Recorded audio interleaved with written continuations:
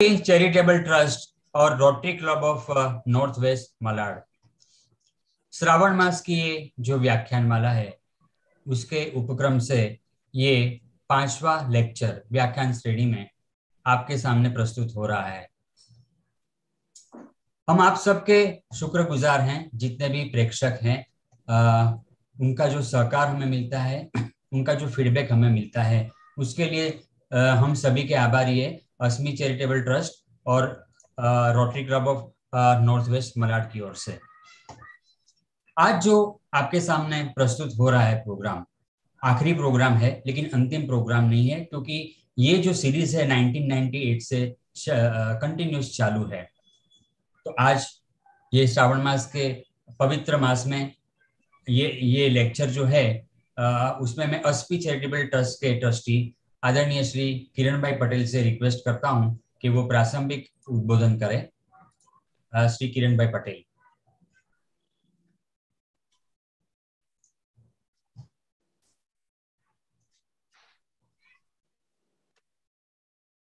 किरण भाई તમારો અવાજ ચાલુ કરશો પ્લીઝ। ओके, संभળાય છે? हाँ जी हाँ जी हाँ जी। सकीलम फाउंडेशन और Bombay north west rotary club की ओर से मैं सभी श्रोताओं का स्वागत करता हूं। और ये हर श्रावण मास में हम एक आध्यात्मिक लेक्चर रखते हैं, उसमें तरह तरह के वक्ताओं को बुलाते हैं और लोगों को ये पसंद भी आता है, तो हमें ये काम करने में अच्छा लगता है। इसीलिए हम ये सीरीज 1998 से चालू किया है और अभी भी हम जारी कर रहे हैं। और इतना साल हम गुजराती में करते थे तो श्रोतागण लिमिटेड थे, लेकिन हम अभी हिंदी में कर रहे हैं और जूम पे कर रहे हैं या यूट्यूब से कर रहे हैं, तो लोग काफी मात्रा में जुड़ रहे हैं और हमें प्रोत्साहित कर रहे हैं। आज आपके सामने हम ला रहे हैं एक अच्छे वक्ता, जो एक सोशल वर्कर भी है, सेवा का काम भी करते हैं, खुद एक सर्जन है, खुद की हॉस्पिटल है और उन्होंने एक ठाम लिया है कि आजीवन में लोक सेवा करूंगा। और बहुत सारी संस्था से वो जुड़े हैं। ऐसे हमारे मित्र डॉक्टर कुशल भाई देसाई जो बारडोली से जुड़ रहे हैं हमारे साथ, और मैं आशा करता हूं कि उनका वक्तव्य आप सबको पसंद आएगा। बहुत प्रैक्टिकल आदमी है, उनके पास बहुत लोगों का मिलने का, उनकी समस्या देखने का अवसर उनको मिला है, ताकि वो आज जो भी कहेंगे वो ज्यादा प्रैक्टिकल होगा, ऐसा मैं समझ रहा हूँ। तो इसी के साथ मैं डॉक्टर खुशहाल भाई को आपके सामने प्रस्तुत करता हूँ। खूब खूब धन्यवाद किरण भाई।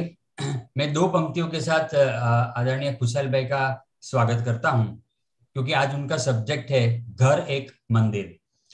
तो उसकी आंखों में उतर जाने को जी चाहता है।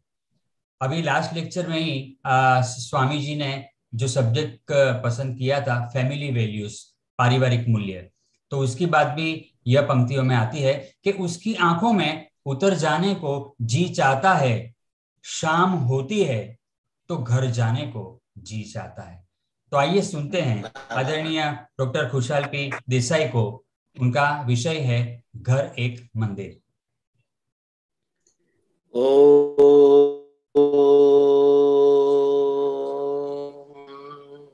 गुरु ब्रह्मा गुरु विष्णु गुरुदेवो महेश्वर गुरु साक्षात् परब्रह्म तस्मै श्री गुरुवे नमः। ओंकार बिंदु संयुक्तं नित्यं ध्यायन्ति योगिनः कामदं मोक्षदं चैव ओंकाराय नमो नमः। सर्व श्रोताजन को हृदय से मेरा जय परमात्मा सह जय भारत। श्रोता होना वो सद्भाग्य की बात है, क्योंकि श्रवण भक्ति नवदा भक्ति की श्रेष्ठ भक्ति है और वक्ता की भक्ति कीर्तन भक्ति बोलते ये दूसरा नंबर की है। तो अभी हम जो बोल रहे हैं मेरी कीर्तन भक्ति है और आप सबकी श्रवण भक्ति है और स्मरण भक्ति है। श्रावण मास चल रहा है देवाधिदेव शिव का मास है। आज मंडे होने वाला है, मंडे को आज लेक्चर है। मंडे भी सोमवार बोलते, सोम मीन्स शिवा। तो उनकी कृपा से हम सब अभी सुन रहे, मैं बोल रहा हूं, उनकी कृपा से। मेरे पास जो कुछ है वो मेरा नहीं है, ये आपका है। मेरा मुझ में कसू नहीं, जो कुछ है वो तो तेरा, तुझको सौंपते क्या जाएगा मोह। ये जो शब्द ब्रह्म निकल रहा है मेरा नहीं, वो सदगुरु, शास्त्र, साहित्यकार, संत, महंत, कवि, लेखक का है, मेरा कुछ नहीं है। जो मुझने पाया, मैंने पाया, वही मैं आपको बोल रहा हूं, आपको सुना रहा हूं, आपको अर्पण कर रहा हूं। ये मेरी आपके प्रति अर्पण भक्ति है और प्रभु गुरु के प्रति समर्पण भक्ति है। तो आइए किरण भाई, आपने जो मुझे विषय दिया सोच समझ के, कोरोना काल में मंदिर तो सब बंद हो गए, तो क्यों ना हम अपने घर को ही मंदिर बनाए। किसी शायर ने क्या खूब कहा है, घर से मंदिर का रास्ता है बहुत दूर, घर से मंदिर का रास्ता है बहुत दूर, यूं करे किसी रोते हुए बच्चों को हम हंसाए जाए। वाह वाह। यूं करे हम अपने घर को ही मंदिर बनाए जाए। ये कठिन समस्या है और कठिन तपस्या भी है, ये सरल नहीं है, मुश्किल ज्यादा है, इम्पॉसिबल नहीं है, पॉसिबल है, लेकिन कठिन है। चलो आज हम उस पर थोड़ा संवाद करें। विश्व की संस्कृति दो प्रकार की होती है, भोग संस्कृति और योग संस्कृति। भोग संस्कृति के बारे में आज हम नहीं बात कर रहे हैं, योग संस्कृति के बारे में बात करते हैं। योग संस्कृति में दो संस्कृति होती है, कृषि संस्कृति और ऋषि संस्कृति। कृषि संस्कृति ने चक्र दिया, चक्र का आविष्कार दिया, और ऋषि संस्कृति ने ओम का आविष्कार दिया। कृषि संस्कृति ने विज्ञान दिया, चक्र के द्वारा यंत्र दिया, कोई यंत्र चक्र बिना नहीं हो सकता। तो चक्र के द्वारा यंत्र, यंत्र के द्वारा विज्ञान, और विज्ञान के द्वारा सब जगह सुख और सगवर दिया। कुछ तो छीन लिया, कुछ ले पाने के लिए कुछ गुमाना पड़ता है। अभी जो ऋषि संस्कृति है, वो ओम ने क्या दिया, आध्यात्मिक जीवन दिया, मन की शांति, चित्त की प्रसन्नता और आत्मा का आनंद दिया। ऋषि संस्कृति ने हमको ज्ञान, विज्ञान और प्रज्ञान तीनों दिया, ज्ञान, विज्ञान और प्रज्ञान तीनों दिया। लेकिन जो सहज दिखता है उनको हम पसंद करते हैं, जो डिफिकल्ट है, जो तकलीफ वाला है, उनको हम छोड़ देते हैं। ऋषि संस्कृति को स्वीकार करना ये पुरुषार्थ की बात है, और जो भौतिक लौकिक जो संपत्ति मिलती है विज्ञान से, यंत्र से, वो प्रारब्ध से मिलती है। मेहनत तो करना पड़ता है, लेकिन प्रारब्ध से मिलती है।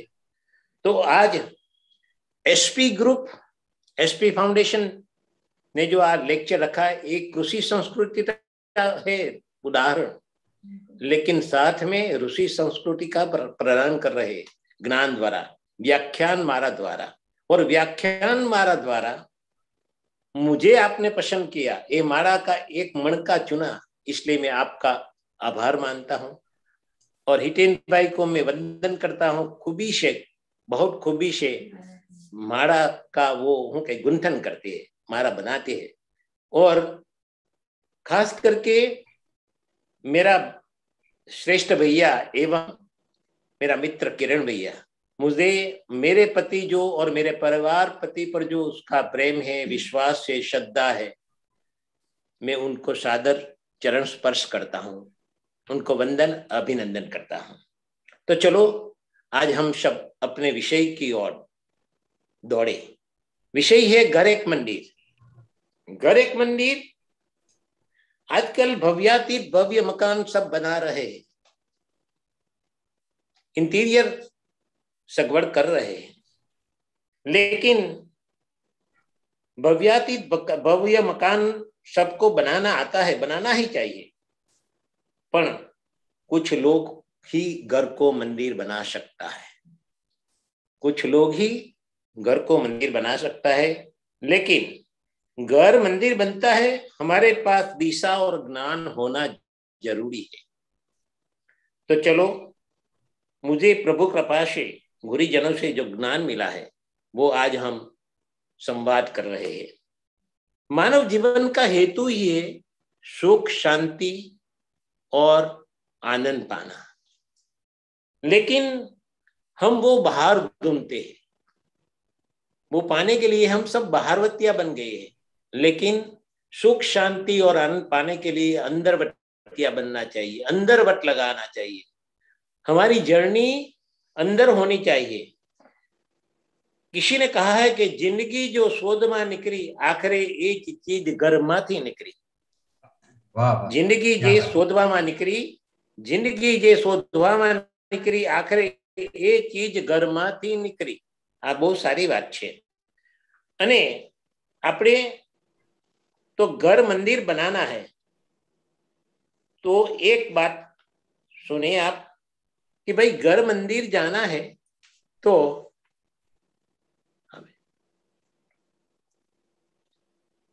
घर मंदिर जाना है, घर को मंदिर बनाना है, तो मकान से घर और घर से मंदिर।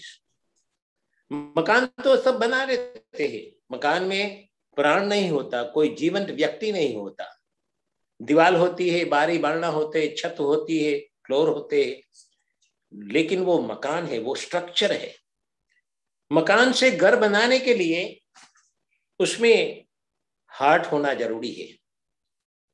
There should be 7 things in the home, means happiness, healthiness, hormonal behavior, harmonious behavior, humorous life, honesty, and humbleness. 7H. These are very important to make our house into home. It is a transformation. Now, transformation should be converted into translation, means घर को मंदिर बनाना है. It is a very difficult job, difficult task, but we should try. घर को मंदिर बनाने के लिए घर में प्रेम होना जरूरी है. Unconditional, selfless, secure, sure, pure love. Number 2, faith. Himalayan faith you must have. Number 3 is the confidence, Vishwas. Number 4 is Divyata. Number 5, Chaitanyata. And last but not least is the Pavitrata, pure heart, pure heart. ये चीजें घर को मंदिर बना देता है. ये सब कब आती है? जब घर के मेंबर में, सभ्यों में इन डेप्थ अंडरस्टैंडिंग होती है, समझदारी होती है, विजडम होता है, हार्ट टच लव होता है, और फेथ होना जरूरी है. ये फेथ जो श्रद्धा है वो विचलित हो जाती है अपनी बुद्धि से. जब माइंड की, जब बुद्धि स्वार्थी बन जाता है व्यक्ति, तब श्रद्धा और विश्वास कम हो जाता है. तो फैमिली मेंबर में we should not be suspicious, we should be cautious. शंका मत रखो, सावध बनो. शंका मत रखो, बट सावध बनो. Don't trust everybody by 100%. Trust our near and dear one 99.99. Meaning, don't be suspicious, but cautious, because we are human. Human can make an error. Human can make an error. So we should be cautious. तो हम जाए मंदिर तो जाते हैं, हम सब शिवालय जाते हैं. सबका शिवालय और शिव इष्ट देव है, और जगदम्बा जगजननी अपनी माता है। तो शिवालय क्या है? शिवालय गृहस्थाश्रम का प्रतीक है। एक एक शब्द सुनो।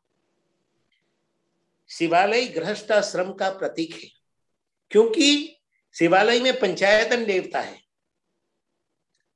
शिव, पार्वती, हनुमान, गणपति, नंदी और कुर्मा, कछुआ। बराबर। कछुआ ये अपना 10 अवतार में दूसरा अवतार है, भगवान का, विष्णु का दूसरा अवतार है। तो शिवालय आस्था और व्यवस्था का प्रतीक है। शिवालय प्रेम, सेवा, समर्पण का प्रतीक है। शिवालय शस्त्र और शास्त्र का प्रतीक है। शिवालय में त्रिशूल भी है, शस्त्र और शास्त्र का प्रतीक है। शिवालय में नाग भी है। शिवालय पवित्रता और परिश्रम का प्रतीक है। शिवालय क्षमा, धैर्य और श्रद्धा का प्रतीक है। शिवालय दुर्गुण, दुर्जन और दुष्ट को नाश करने का प्रतीक है। शिवालय हमको अन्योन्य आधारित जीने की सीख देता है। Interdependent relationship, neither dependent nor independent. In every member of the family should have an interdependent relationship. अन्य आधारित जीवन होना चाहिए, neither dependent nor independent. आजकल कहीं पे देखो तो युवा पीढ़ी इंडिपेंडेंट हो गई है, पति पत्नी इंडिपेंडेंट हो गया है, माँ बाप भी इंडिपेंडेंट हो गए हैं, लेकिन और डिपेंडेंट भी नहीं रहना चाहिए। बालक को अपने वाली पर, माँ बाप पर डिपेंडेंट नहीं रहना चाहिए। Interdependent relation must be maintained in the home. Then and then, home can be transferred into the temple. और उनका सबका मंत्र एक होना चाहिए, सबका, सब पारिवारिक सभ्य का मंत्र एक होना चाहिए। प्रेम, श्रद्धा, धैर्यता और नम्रता। तो पंचायतन देवता की ओर हम आगे अपनी यात्रा और दर्शन यात्रा करते हैं और क्या सीख लेते हैं वो देखते हैं। शिवालय में हम पहले प्रवेश करते हैं तो पहले नंदी आता है, बाद में कुर्म कछुआ आता है, बाद में श्री गणेश लेफ्ट साइड और दूसरी बाजू दूसरी ओर हनुमान जी होता है। पहले पार्वती माँ जगदम्बा होती है और बीच में अपना नीचा स्थान शिवालय में शिव का होता है। वो गर्भगृह में शिव का स्थान बिल्कुल नीचा है, उनका भी एक आध्यात्मिक मीनिंग है। और पार्वती का स्थान हम जब प्रवेश करते हैं तो पार्वती माँ की पहला दर्शन होता है। तो कहीं भी जाओ तो कोई भी व्यक्ति का आदर सत्कार पहले अपने घर की जो नारी होती है, जो माँ होती है, वो ही करती है। वो दिखती है, कौन आया घर में, कौन आया। माँ पार्वती की आंख नैनो 24 कलाक खुला रहता है, 24 कलाक उनकी आंख कभी बंद नहीं होती। वो सोती है लेकिन नींद में भी सुनती है, देखती है कि क्या हो रहा है घर में। वो माँ पार्वती बन सकती है। अपना बालक पर पूरा विश्वास नहीं रखती, वो उनकी नजर उनने बालक पर लगती है कि क्या हो रहा है, बच्चा क्या कर रहा है, बच्चा कंप्यूटर देख रहा है, क्या देख रहा है, क्या पढ़ रहा है, उनके साथ कौन आया है, उनका मित्र कौन है, बाहर जाते हो तो क्या करते हैं। वो परीक्षण और निरीक्षण करने वाली पार्वती माँ होती है। और जिस घर में पार्वती अपनी नैनों पर पट्टी बांध देती है और गांधारी बन जाती है, उस घर में दुर्योधन दुशासन ही पैदा होते हैं। आई रिपीट, जिस घर की माँ अपनी नैनों पर पट्टी लगा देती है, अपना बच्चों का दोष वो ढांक देती है, खुला नहीं करती, उनको प्रोटेक्ट करती है, तो वो दुर्योधन, उस घर में दुर्योधन और दुशासन ही पैदा होते हैं, पांडव नहीं पैदा होते। और पांडव नहीं तो कृष्ण नहीं, यानी कृष्ण नहीं तो पांडव नहीं। लेकिन कृष्ण और पांडव दोनों कब होते हैं? जब कुंती होती है, जब पार्वती होती है। तो घर में पार्वती होना चाहिए। उनका स्थान मंदिर में ऋषि मुनियों ने ऊपर रखा है, नीचे नहीं रखा, ऊपर रखा है। वो बड़ी बात है। हम जाते हैं मंदिर में लेकिन सोचते नहीं, दर्शन करते हैं। और देखो, हम जब मंदिर में जाते हैं तो मंदिर की मूर्ति हमको देखती है, सुनती है, लेकिन बोलती नहीं, वो मौन है। और दर्शन करने वाले, जाने वाले भक्तों, वो बोलते हैं, दिखते हैं, लेकिन सुनते नहीं। जो आपदा समाज में, घर में जो है, विश्व में है, सुनने की शक्ति कम हो गई है, श्रवण भक्ति कम हो गई है। श्रवण करो तो अच्छा ज्ञान मिलेगा, अच्छी राह मिलेगी, अच्छा कर्म करेंगे। लेकिन हमारी सुनने की, सबकी सुनने की शक्ति बहुत कम हो गई है और बोलने की शक्ति बढ़ गई है। Everybody is preacher, not the followers. બધા प्रीचर बन गए, मेरी तरह सब प्रीचर बन जाए और कोई फॉलो ना करे तो प्रीचर बनना इजी है, प्रैक्टिस करना डिफिकल्ट है। जो तुम सोचते हो वो करके दिखाओ, घर में जो बोलते हैं वो करके दिखाओ, तभी घर मंदिर बनेगा। और पार्वती माँ देखो तो आपने सुनते हैं तो गृहिणी बोलते हैं, पार्वती को गृहिणी बोलते, गृह की रानी। और पुरुष को गृह राजा नहीं बोला, गृहस्थी बोला, गृहस्थी। घर में स्थिर हो जाओ, गृह में स्थिर हो जाओ, भटक भटक मत करो। शाम को 6 बजे पहले 7 बजे घर में आ जाओ। कोई अपनी राह देख रहे, माँ, पिता, पत्नी, परिवार सब राह देख रहे।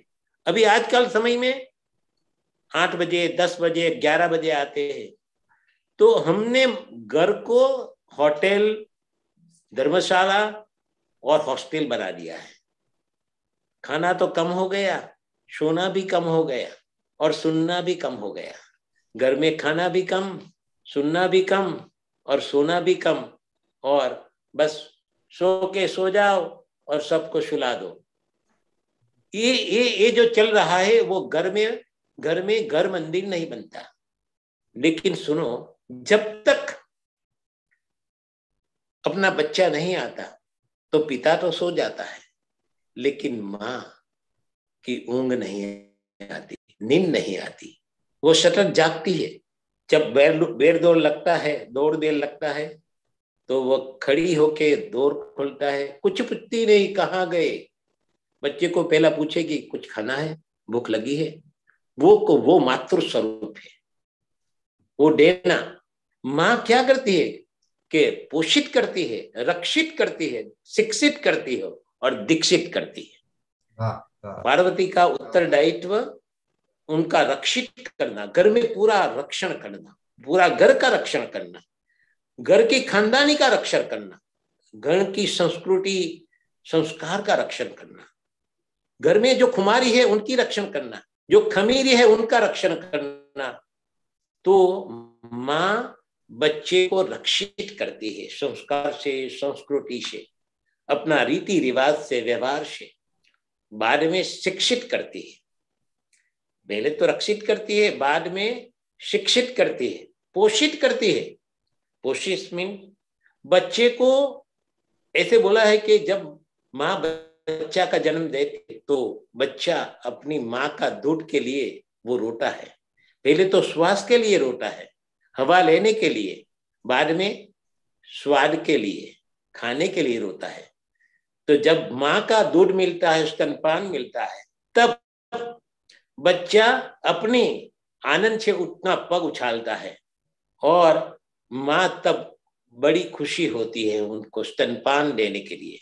क्योंकि इम्यूनिटी वो फूड में, मिल्क में इम्यूनिटी होती है, माँ के दूध में इम्यूनिटी होती है, पोषण होता है, तो रोगों से भी मुक्ति होती है। बाद में वो शिक्षित करती है, पढ़ाती है, बाद में दीक्षित करती है। तो माँ का फर्ज है, पार्वती का फर्ज है कि बच्चे को रक्षित करो, पोषित करो, शिक्षित करो और दीक्षित करो। वो तो बच्चे के लिए, लेकिन अपने पति के लिए क्या करना चाहिए?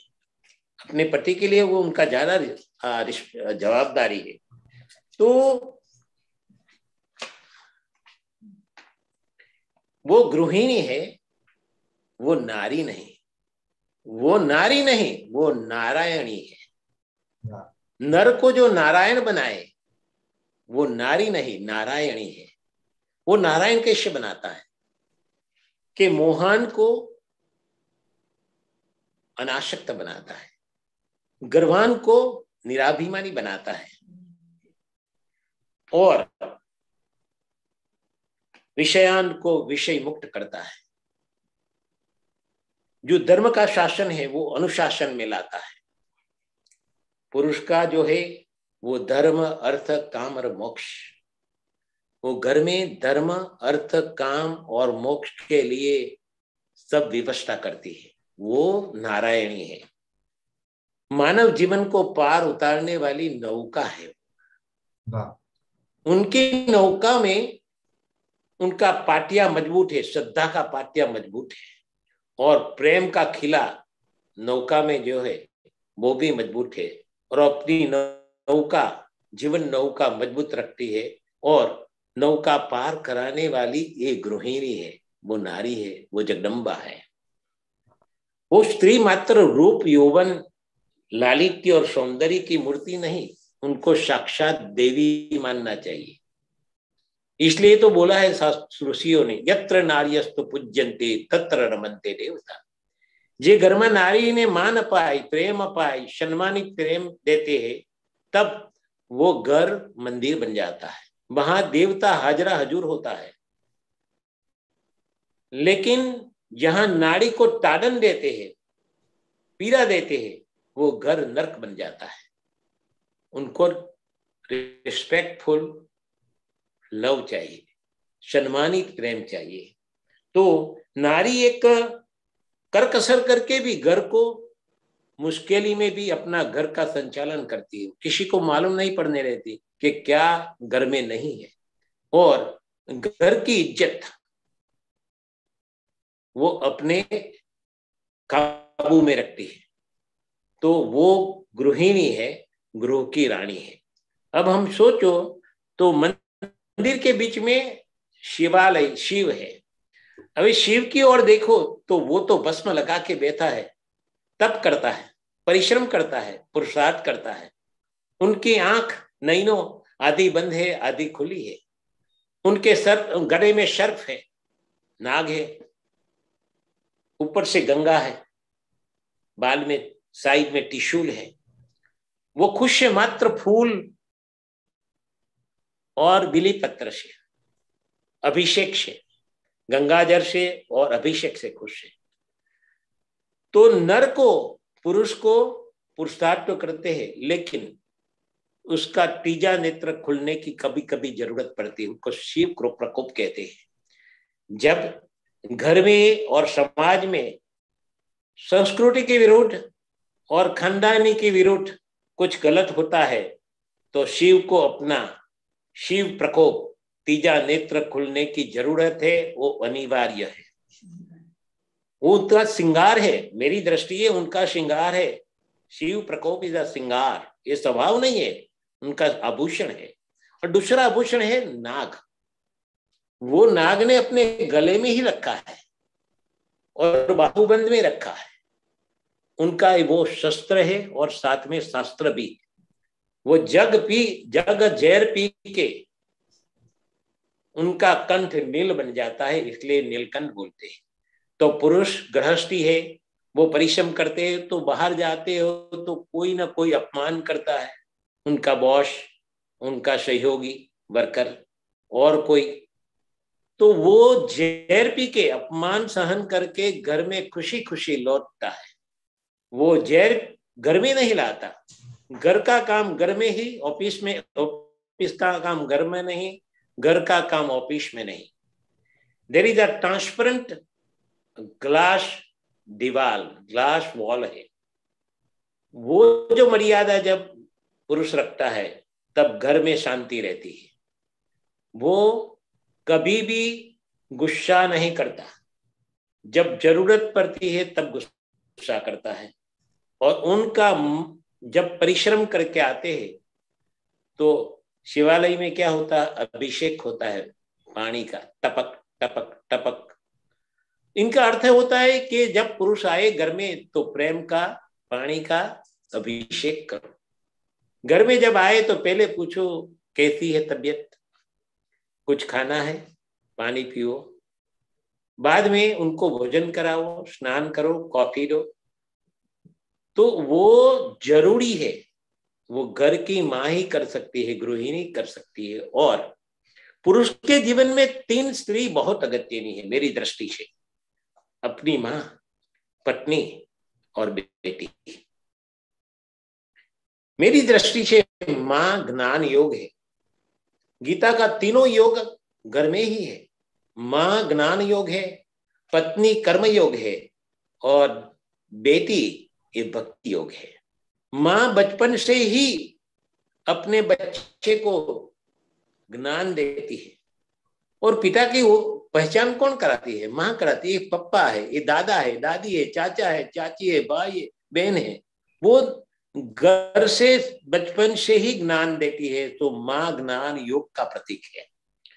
और जब पत्नी आती है तो कर्म योग का प्रतीक है, वो कर्म कराती है, प्रेम से मेहनत कराती है, कश में कश मेहनत कराती है, क्योंकि अर्थ और काम ये पत्नी के हाथ में होता है और धर्म और मोक्ष ये पुरुष के हाथ में होता है।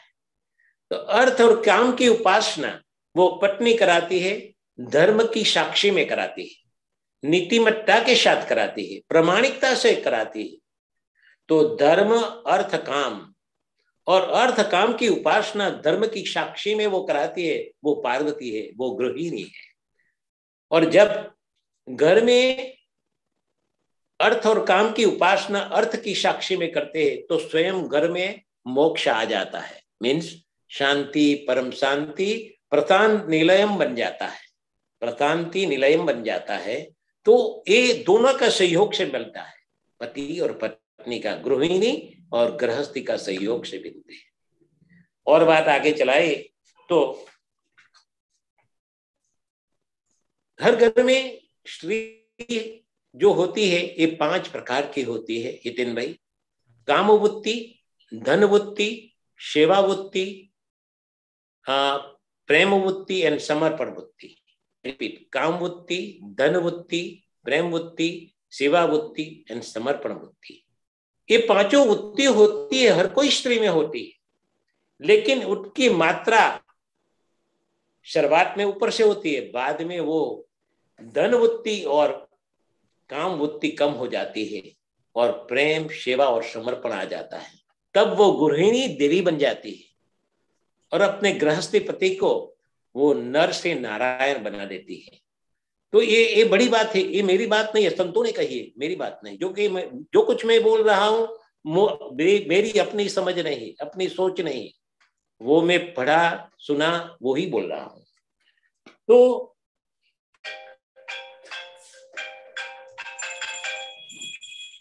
मां के पास यदि 4 बच्चे होते,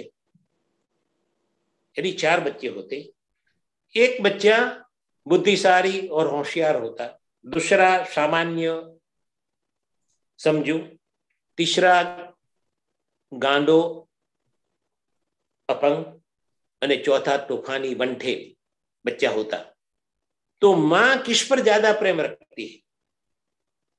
ये बड़ी सोचने की बात है। जो होशियार है, समझू है, अपंग है और तूफानी है, मां अब ज्यादा से ज्यादा प्रेम जो बच्चा तूफानी है उन पर ज्यादा प्रेम करती है, उनके राइट रास्ते पर लाने के लिए वो प्रयत्न करती है। अपने अपंग बच्चे को, हैंडीकैप बच्चे को पास में रखती है।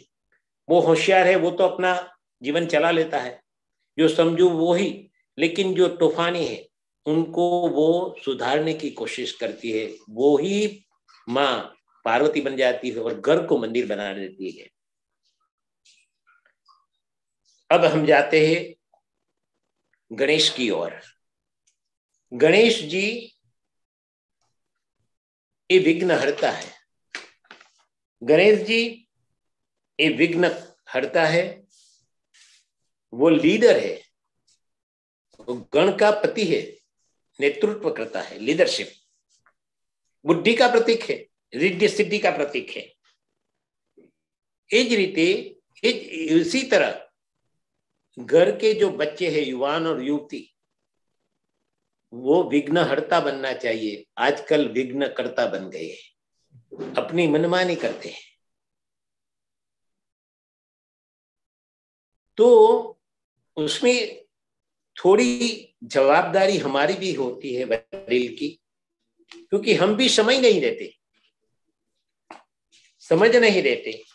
तो समझ देना चाहिए अपने बच्चे को और सही रास्ता बताना चाहिए।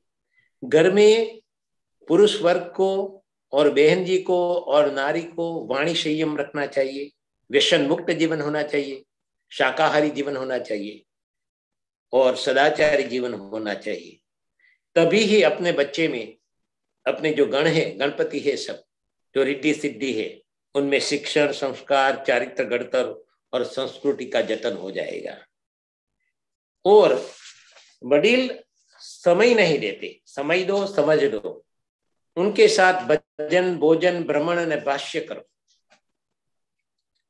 भजन, भोजन, भ्रमण और भाष्य। अन्न भोजन में, अन्न में जो भाव पैदा होता है, क्योंकि शरीर का खोराक अन्न है, मन का खोराक भजन है और आत्मा का खोराक ध्यान है। तो साथ में भजन और भोजन करने से भाव पैदा होता है, परिवार में परम शांति मिलती है। और खाने के बाद अपने परिवार सदस्यों के साथ दिन भर की चर्चा करो, क्या हुआ, क्या गलत हुआ, क्या अच्छा हुआ, उनकी समझ दो और उनके प्रश्नों सुनो और समाधान करो। लेकिन जो घर में सदस्य प्रश्न खड़े करते हैं, उनके पास ही समाधान शोधो। उनको पूछो कि आपके पास आपके प्रश्न का क्या समाधान है। नंबर 1, 2, 3, श्रेष्ठ, मध्यम एंड सामान्य। After at the discussion, as the elders, as the wisdom पुरुष, you must guide your kids. जो अपने जीवन में अनुभव से पाया है वो आपको देना चाहिए। वडील एक विशिष्ट वशिष्ठ मुनि होना चाहिए, विशिष्ट वशिष्ठ मुनि होना चाहिए। वडील मीन्स दिल का वो बड़ा होता है, माफ करने वाला होता है। सबकी भूल माफ कर दो और साफ कर दो। माफ करने से आपका घर में साफ हो जाएगा, शांति हो जाएगी। तो मोक्ष का जरा पलटाओ, मोक्ष को पलटाओ तो क्षमो बोलते हैं। क्षमो मीन क्षमा भाव राखो। क्षमा ए ज मोक्षनो भव्य दरवाजो छे। घर में हर आदमी कहीं न कहीं, कोई न कोई समय, कोई स्थल पर भूल तो करेगा ही। तो उनकी भूल समझो, समझाओ और उनको माफ कर दो, साफ कर दो, तो घर में शांति आ जाएगी। दूसरी बात यह है कि बच्चे को क्या सिखाना चाहिए वो हम भूल जाते हैं। सब परिवार ऐसे ही बच्चे को बनाते हैं कि डॉक्टर बनो, इंजीनियर बनो, सचिन तेंदुलकर बनो। कोई ऐसे तो नहीं सोचता कि ओसामा बिन लादेन बनो, कोई नहीं सोचता। सब सोचता है कि अच्छे आदमी बनो। लेकिन क्या बोलना चाहिए, क्या सिखाना चाहिए? If you don't be an engineer, IT engineer or doctor or lawyer, forget it, be good human. Wow. You must be be good human and very good national and global human. Then after that our garpan अच्छा रहेगा। Good human quality में जो मुनि चंद्रशेखर ने कहा है वो मैं बोल रहा हूं। मैं थोड़ा गुजराती में बोलूंगा, उनका शब्द गुजराती में। 3 प्रकार का मानव होता है, सारो मानव, खरो मानव અને पूर्ण मानव। Good human, true human and complete human. तो अपने बच्चे को सीख दो कि at least you can be one of the 3, be good human, be true human और बी ए कंप्लीट ह्यूमन। जो सारो मानव है, जो अच्छा आदमी है, वो पानी मात्र से प्रेम करते हैं, सबसे प्रेम करते हैं, सबसे प्रेम करते हैं। और जो ट्रू ह्यूमन, खरा ह्यूमन होता है, वो गुरु भगवान को भी प्रेम करते हैं।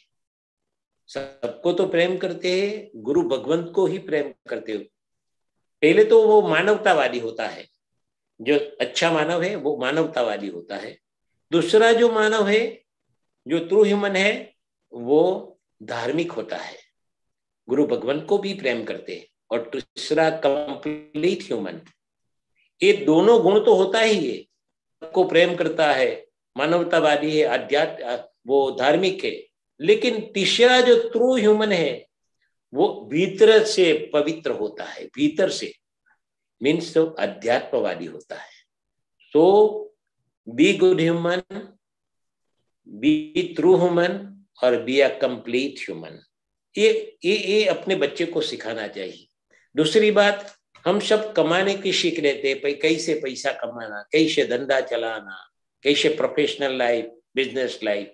वो तो अच्छी बात है कि जिंदगी में प्रेम, पुण्य और पैसा की जरूरत होती है, सबको होती है, प्रेम, पुण्य और पैसा। पर उनको उनके पैसा कमाने के बाद जो सीखनी चाहिए, to earn the money, to use the money, to save the money, to shove the money and to invest the money. ये चार बात हम नहीं सिखाते। वाह भाई वाह। Everybody teach to earn the money, पैसा कैसे कमाना, बनाना, मिलियनर कैसे बनना, अबजपति कैसे बनना, सब माँ बाप वही सोचते हैं। पूछते क्या पगार मिला आपको, कितना पगार मिलता है, पर लेकिन पूछते नहीं क्या किया, उन पगार का आपने क्या किया, क्या यूज किया। तो we must train them to use the money, to save the money, to invest the money and to shove the money. ये जब बात अपने बच्चे में आ जाती है तो घर मंदिर बन जाता है। और घर में ये सब चीजें अच्छी तरह से हमें सिखानी चाहिए। जब बच्चे युवान हो जाते हैं तो युवान को कैसे तैयार करना गृहस्थी बनने के लिए, वो माँ बाप की जवाबदारी। तो इसके पहले हम उनको शिक्षित करते हैं, तो दीक्षित कैसे करना। तो कि भाई पहले तो हर पुरुष और स्त्री में, बच्चे में विवाह मेराप होता है, बाद में प्रथम प्रेम और मिलन होता है, बाद में अंतर मिलन होता है, चौथी बार एक बीजाना सद्गुण और सच्चारित्र प्रति आकर्षण होता है, बाद में लग्न और संतान प्राप्ति होती है, और बाद में स्त्री पुरुष अपनी फर्ज अदा करते हैं, प्रेम करते हो, सेवा करते हो, समर्पण करते हैं, परस्पर सेवा और सहयोग और समर्पण करते रहते पूरी जिंदगी, तभी घर मंदिर बन जाता है। लेकिन आजकल हम सबकी जिंदगी ऐसी है, एक संत ने कहा है, मंडे को जन्म हुआ, सोमवार को जन्म हुआ, मंगलवार को बड़ा हुआ, बुधवार को शादी मनाई, गुरुवार को बच्चा पैदा हुआ, शुक्रवार को बीमार हुआ, शनिवार को हॉस्पिटल में भर्ती हुआ, रविवार को चल बसा। यही जिंदगी है 4 दिन की हमारी, ये 7 दिन की जिंदगी है। वो जिंदगी नहीं है, वो नरक है। स्वर्ग बनाना है तो अपनी सोच बदलनी पड़ेगी, अपना जीवन का राह अपने आप को पसंद करना पड़ेगा, सत्य राह पर चलना सीखना पड़ेगा, और सत्य राह दिखाने के लिए प्रैक्टिकल बनो, प्रैक्टिकल। और मैं जो सोचता हूं कि स्वीकारो, किसी को, सबको स्वीकारो, लेकिन सुधारने की कोशिश मत करो। We will frustrate because every life, दरेक जीव अपने संस्कार अनुशासित जीता है और वर्तन करता है। तो बच्चे को सिखाओ, feel good, think good, speak good, do good, you will be a good human, and you will get the good human in your life, good friend, good family. So our journey should start feeling good, feel positive, think positive, speak positive, do good. You will be a good human you will get the good human by doing the good activity in the life. अभी हम जाते हैं कि सेवक, हनुमान जी सेवक है, आदर्श सेवक, जिसने राम के हृदय में स्थान प्राप्त किया। तो घर के जो नौकर चाकर है वो हनुमान होना चाहिए। और हनुमान से क्या, अर्जुमान होना चाहिए। अर्जुमान, अर्जुमान मीन्स जो कृष्ण कहता है वही अर्जुन करता है, और जो राम जो कहता है वही हनुमान करता है। तो हनुमान का दूसरा मैं नाम देता हूं अर्जुमान। अर्जुमान बनो, अने अर्जुमान ही सेवक बनता है। सेवक मीन्स सेवा में नंबर वन, सेवा में एक, नो अल्टरनेशन। नौकर should follow the same order of the boss of the family. तो सेवक कब करता है? जब घर का मालिक सेवक को अपने बच्चे की तरह स्वीकार करता है, और खाना पीना सब जो हम खाते हैं वही उनको देना, तभी वो सेवक हनुमान और अर्जुमान बन जाता है। उनका हृदय में मालिक का स्थान होता है और मालिक के हृदय में उनका स्थान होता है। वो शिवालय का हनुमान हमको सिखाता है।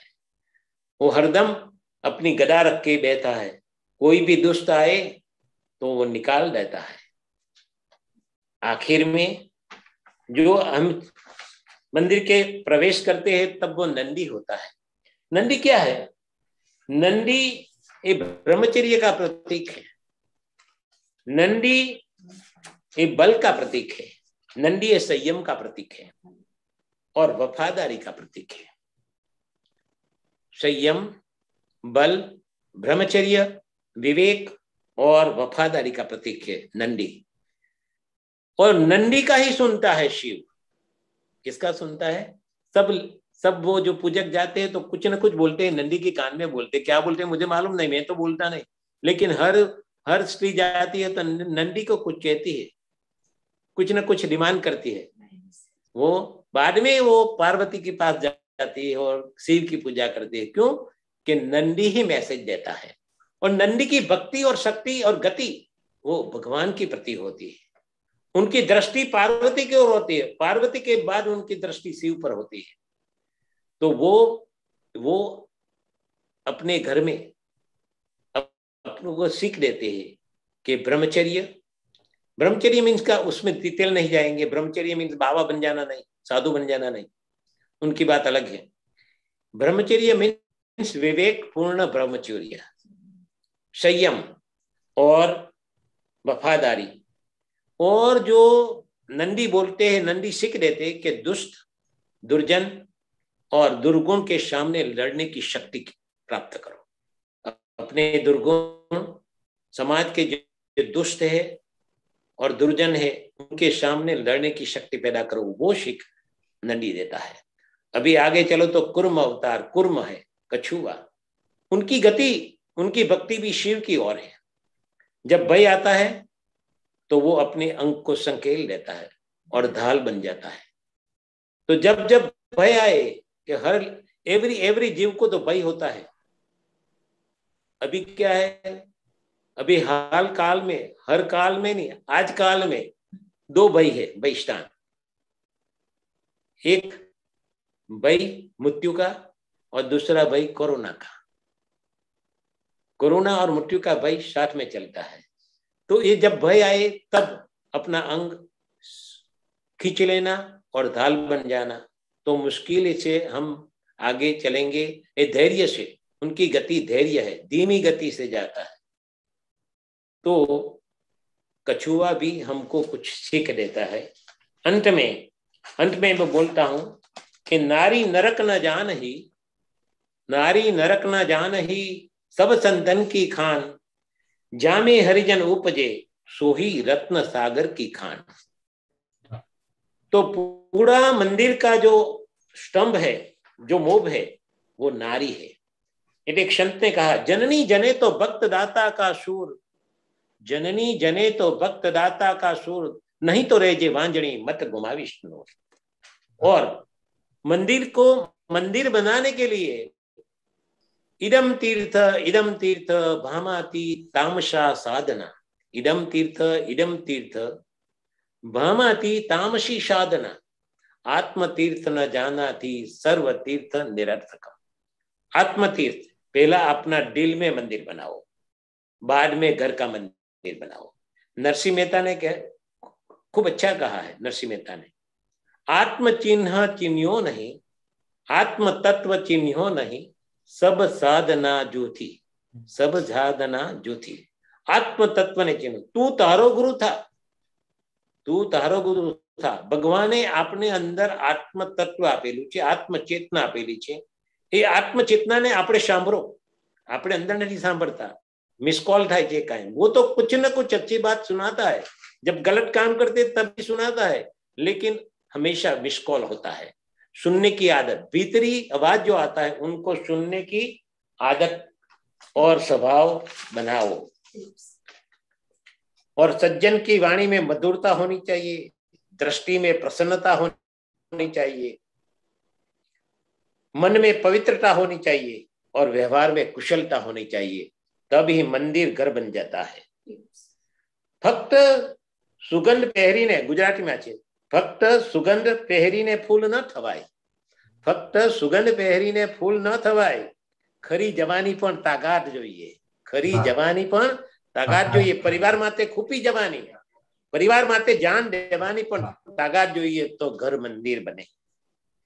परिवार की जो गुणवत्ता होगी, परिवार की जो गुणवत्ता होगी वो ही देश की गुणवत्ता होगी। जो माता पिता अपने बच्चों को 5 अच्छी उपदेशक वार्ता न कह सके, 5 अच्छे भजन न सिखा सके, 5 सुंदर श्लोक न पढ़ा सके, 5 अच्छी आदत न बना सके, 5 अच्छा पुस्तक न ला सके, वो ढलती शाम में वो वडील को वृद्धाश्रम में ही जाना पड़ेगा, वो वडील को वृद्धाश्रम में ही जाना पड़ेगा और उनको घर छोड़ना पड़ेगा। પોતાને માટે જીવે તે તો મરણ કહેવાય બાપ, પોતાને માટે જીવે તે તો મરણ કહેવાય, બીજાને માટે જીવે તેનું સ્મરણ કહેવાય, બીજાને માટે જીવે તે તો સ્મરણ કહેવાય। वर्तन में बालक बनो, वर्तन में बालक बनो, सत्य में युवान बनो और ज्ञान में बुद्ध बनो। वर्तन में बालक बनो, हर हाल में, हर हाल में, हर एज में।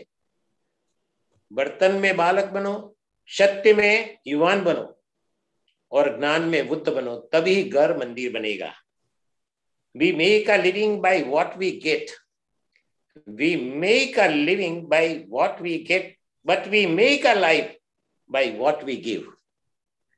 But we make a life by what we give.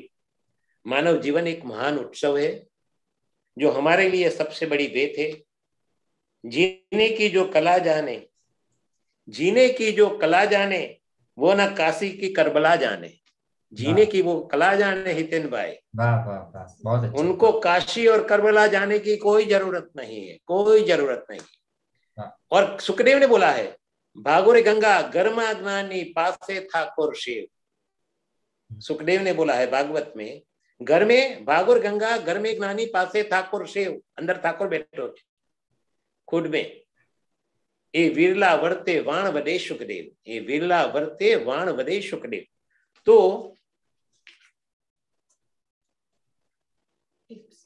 अंत में कंक्लूजन में जो बात मैं कर रहा हूं, कितना समय है मुझे मालूम नहीं, बस अभी 5 मिनट में वी कैन वाइंड अप।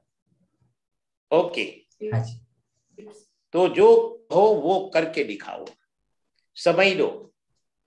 घर में हूं को भूलो, जिस घर में हूं मेरा और तू निकल जाता है वो घर मंदिर बन जाता है। हूं मीन्स अहंकार, मेरा मीन्स आसक्ति पोजेशन, और तू मीन्स द्वैतपणु। ये तीनों निकल जाए, द्वैतपणा और आसक्ति और जो अहंकार निकल जाए, अहमत्व ममत्व और द्वैत भाव निकल जाए, वो घर मंदिर बन जाता है। समान अच्छा है लेकिन जीत खराब है, समान से जीवो, जीत के साथ मत जीवो। घर में हंसता रहो, हंसावता रहो, कितना भी टेंशन है, कितना भी टेंशन है, हंसो और हंसावता रहो। चारित्र की मूडी, चारित्र की धरती पर विश्वास उगता है। अपना चारित्र शुद्ध रखो। पैसे जरूरी है लेकिन सबन से ज्यादा नहीं। पैसे जरूरी है लेकिन सबन से ज्यादा नहीं। घर में सबको स्वाभाविक रूप से स्वीकारो। सुधारने की कोशिश मत करो, प्रेम से स्वीकारो, वो सुधर जाएगा, धीरे धीरे सुधर जाएगा। और त्याग करने की, छोड़ने की समझदारी थोड़ी आर्ट बनाओ। और जीवन में जो श्री श्री रविशंकर कहते हैं, what is the art of living? Art of living, LIVING, art of loving, art of laughing, and art of living, LEAVING. Art of living means art of loving, art of laughing, and art of living, LEAVING. This make a art of living, LIVING. घर में पूर्वग्रह छोड़ो, पूर्वग्रह छोड़ो। अपने मंगल पर जाते, सब ग्रह पर जाते, लेकिन हम सब पूर्वग्रह नहीं छोड़ते अपने स्वजन के प्रति। लेकिन जोड़ने की कोशिश करो, स्व से, शरीर से, सुस्ती से, स्वजन से, सर्वजन से, सदगुरु से और सर्वेश्वर से। ये सब साथ ऐस जुड़ जाते हैं तो घर में मोक्ष बन जाते हैं, घर में शांति आ जाती है। जोड़ने की कोशिश करो। अभी अंत में मैं जो बात कहने वाला हूं, 5 मिनट ही बची है, तो खोजने से मिलता नहीं खुदा, खोजने से मिलता नहीं खुदा, खुद बनता नहीं खुदा। खोजने से मिलता नहीं खुदा, खुद बनता नहीं खुदा। खो जाओ खुद में, खो जाओ खुद में, खुशहाल पाओगे सब में खुदा, खुशहाल पाओगे सब में खुदा। हम सब पत्थर है, हम सब पत्थर है, काले पत्थर है, शायद चमकते आरस भी है, शायद चमकते हीरे भी है, लेकिन हम सब पत्थर है। क्यों? क्योंकि किसी की आह सुनते नहीं, किसी का दर्द दिखते नहीं, इसीलिए हम सब पत्थर है। होते हैं पत्थरों मंदिरों में, होते हैं पत्थरों मंदिरों में, सुनता है वो पत्थर सबकी, भलाई करता है वो पत्थर सबकी, इसीलिए तब लोग पूजते हैं पत्थरों को मानव मंदिर में, इसलिए तब लोग पूजते हैं पत्थरों को मंदिर में। क्यों ना हम भी बन जाए, क्यों ना हम भी बन जाए पत्थर मानव मंदिर में, क्यों ना हम भी बन जाए पत्थर मानव मंदिर में। हर जीव में, कुटुंब में और सब में, समाज में, कौटुंबिक जीवन, सामाजिक जीवन, राष्ट्रीय जीवन, हमारा एक स्थान प्राप्त करना, हर हृदय के अंदर भीतर ही जाके बैठना है। वो सेवा से, प्रेम से, समर्पण से, भक्ति से, श्रद्धा से, विश्वास से हम बैठ सकते हैं। सफल शायद सफल नहीं होते, लेकिन कोशिश तो करनी चाहिए, प्रयत्न तो करना चाहिए। तो हर जीव अपने संस्कार के अनुसार वर्तन करता है। और अंत में जो बाद में कहता हूं, अंत में जिंदगी में अहम का त्याग करो, वो भक्ति योग है। अहम का त्याग मीन्स भक्ति योग, आलस का त्याग मीन्स कर्म योग, अज्ञान का स्वीकार मीन्स ज्ञान योग, सर्व का समाभाव से स्वीकार, वो मोक्ष संन्यास योग। तब घर मंदिर बन जाता है। अंत में हमारी सबसे प्रभु से प्रार्थना, कोरोना काल में हम सब मानव जात स्वस्थ रहे और आध्यात्मिक जीवन जीवे, शांति से जीवे, प्रसन्नता से जीवे। हर हृदय में मन की प्रसन्नता हो, चित्त की प्रसन्नता हो, मन की शांति हो, आत्मा का भीतरी आनंद प्राप्त हो। ऐसी मेरी सब प्रभु गुरु से प्रार्थना, और मुझे भी मिले, सबको मिले, यही हमारी प्रार्थना है। जय परमात्मा, जय परमात्मा, जय भारत। बहुत ही धन्यवाद डॉक्टर साहब।